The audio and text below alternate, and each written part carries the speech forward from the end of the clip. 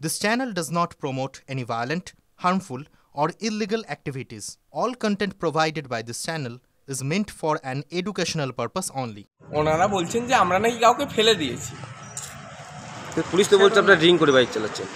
হালকা ড্রিঙ্ক অবশ্যই করেছি, হোলি আজকে একটা দুটো বিয়ার তো অবশ্যই খাবো, আমরা 4-5টা বিয়ার তো অবশ্যই খাবো। তারপর তো আমরা বাড়িতে যাচ্ছি, ওখানে আমাদের বসন্ত উৎসব হচ্ছে, আমরা ওখানে গিয়ে এনজয় করবো, এটুকুই তো আমাদের মোটিভ। বাইকে তো সাইলেন্সারের পাইপও নেই আপনাদের। সাইলেন্সারের পাইপ উনি তো বললেন যে সার্ভিসিংয়ে দিয়েছিলেন, তারপর ওখানে আমাদের খুলে রেখেছেন।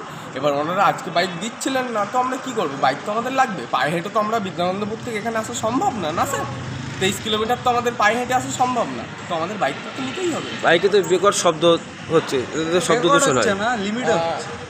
সাইলেন্সারের পাইপ না থাকলে কেমন শব্দ হয় আপনি জানেন তো?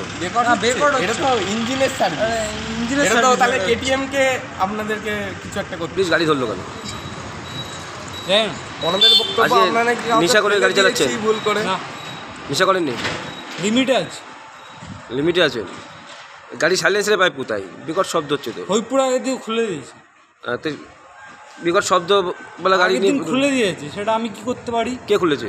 হইপুরে পুলিশ খুলেছে। আপনার যেটা অরিজিনাল ছিল সেটা লাগাননি কেন?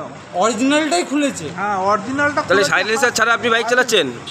হ্যাঁ, সাইলেন্সার ছাড়া বাইক ছাড়া চালাচ্ছে, সাইলেন্সার ছাড়া। সাইলেন্সারটা এবার আজকের দিনে তো হেঁটে পায়ে হেঁটে করা সম্ভব না, না স্যার? আচ্ছা আচ্ছা।